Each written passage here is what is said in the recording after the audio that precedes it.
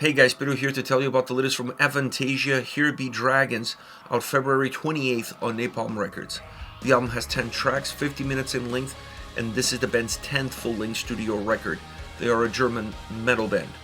Now, when it comes to the design of this record, this is one of the most unorthodox designs that I've seen in a very long time, at least since I've started this channel. The reason I say this is that it's not every day that you press play on a record and the second track, which is Here Be Dragons, the title track, is a ballad. You don't see that very often. Normally ballads, given it's not the only ballad on the record, but normally ballads either show up a little bit deeper into the track list, sometimes around the middle point of the album, helping to break the record, to give it a nice little dip, or in the second half of the album is where you end up getting a lot more ballads. This record, putting a track like this in the number 2 spot, what it does is it sends a message to the listener, specifically the first time that you go through it, that you just don't know what's going to come around the corner. This album is going to surprise you. So you're going to have to be on your toes, you have to really be engaged with it, and it grabs your attention because of how different the structure is. And I think this is a key factor long term, because when you go into the album the first time around, you are going to be jolted by this experience.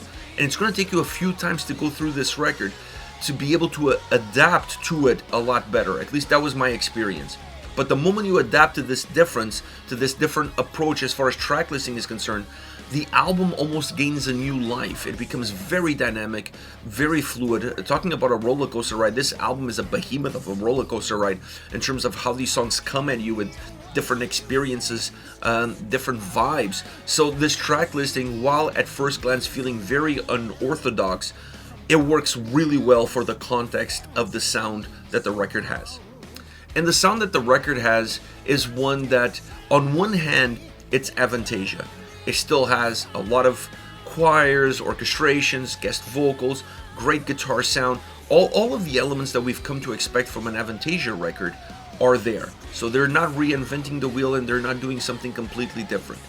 Where I think the difference of this record is, specifically when you compare it with the two predecessors, is that it feels more streamlined. It feels more to the point. It's an album that has a huge 80s influence. When you listen to this record, you could almost be transported back into that era. And as far as rock and roll and arena rock and roll is concerned, this album fits the bill. I'm listening to it and I can hear some Boston influences, REO Speedwagon, those classic rock and roll bands from the 80s are really part of the texture and the DNA of the sound on this album, obviously with the Avantasia spin and with the Avantasian style put on top of it. So what you end up with is an album that it is rich, it is textured, but it's not cumbersome. It doesn't force the listener to really hold on to these songs and peel the layers in order to get the most out of it. These songs really take you from point A to point B in the shorter distance possible. That makes the songs more engaging, easier to digest, a lot catchier, a lot hookier, and at the end of the day, a lot more memorable. When you get to the end of the album, even though the record is 50 minutes in length, the sound of the album allows this record to feel quite shorter. So it gives a lot more playability to the individual songs and to the record itself. And then it's an album that also has some interesting dynamics. Bass, for example. When you think about Avantasia, do you think about bass? I don't think anybody thinks about bass. They think about a lot of other things, but not necessarily bass. The bass on this album really pops, but it pops in a very mature way. What I mean by that is that normally when you have a mix where the bass comes through quite frequently and quite often, it could become very jarring. There's a line, there's a threshold. If the bass crosses that threshold in the mix, your ears immediately pay attention to it and become focused on it. And you can almost tune out everything else that exists on the record, and that's the only sound that you're gravitating to because of its own specific tonality. Keeping the bass popping in the overall mix, but not breaking the threshold is exactly what happens on this album. So you're able to notice, you're able to pick it up and take the ingredients that it offers, in some cases making the songs a little bit darker, a little bit more sinister, and in some cases making the songs a little bit more lighter, a little bit more groovier. So being able to pick up these elements from the bass, but not necessarily attach yourself to it, allows you to still enjoy everything else, the richness, the texture of the sound, everything else. And then you go along for the ride, which is, like I said, a very catchy and hooky ride as far as the way the songs are constructed and as far as the way the songs are presented. With great keys, great orchestral elements, adding to that texture, adding to that richness of sound, and then overall great guitar performance. Once again, when you think about Avantasia, you think more about the size, the larger than life, the epic songs, the cinematic approach. And sometimes when you have tracks like that, what ends up happening is that the guitars are a little bit lost in it. They're lost in the orchestrational pieces, they're lost within the keyboard pieces, and they don't have necessarily the drive to push the songs forward. The songs are pushed forward by the collection of all the elements, not necessarily just by one. On this album, a lot of songs are pushed forward just by the guitars. This album has great guitar sound on the solos, on the leads, in the melodies. It's a very driven, it's a very guitar-focused record. It doesn't lose track of everything else, but you almost feel like the guitars on this album are a little bit like a boomerang. They're in front of you, next thing they're far away, and then next thing you notice, they're right back in front of you. They always have this ability to go away and come back again and become always one of the pillars, one of the cornerstones of how these songs are presented and how these songs move forward. A lot of that 80s vibe, that 80s rock and roll, arena rock and roll vibe that the album has, comes from the synths, from the keys, but also from the guitar sound. The tonality in the guitars really gives it that retro feel, that retro look. Now, once you get into the vocals, as you could expect, this album has a bunch of guest vocalists like Michael Kiske, Ronnie Atkins, and Adrian Cohen, Roy Khan, just to name a few. I mean, this album has a lot of guest appearances on the album. That's always to be expected. And on this record, I always felt like the songs were really targeted towards who the guest singer was.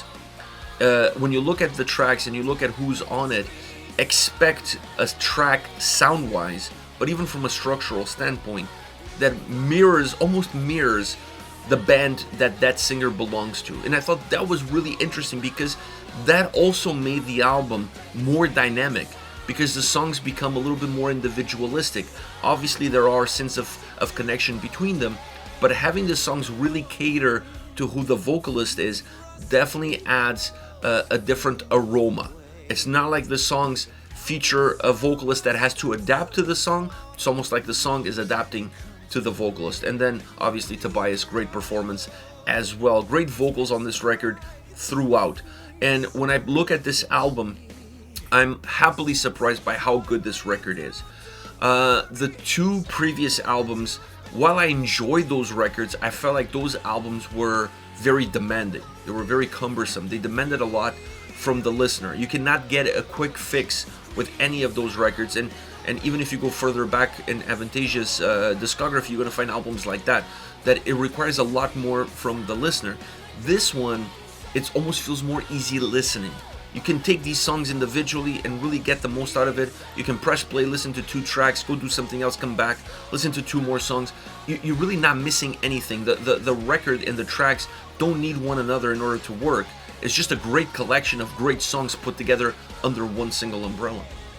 As far as favorite tracks are concerned, outside of the singles, I'm going to start off with the Moorlands At Twilight. Now, this track features Michael Kiske of Halloween, and this track has a very power metal feel to it. Once again, adapting the song in a way that allows the guest vocalist to be at its peak, be at its best. So this is a very power metal style track with amazing guitar sound, the bass creating a great bass line and really popping, but once again, not breaking that threshold.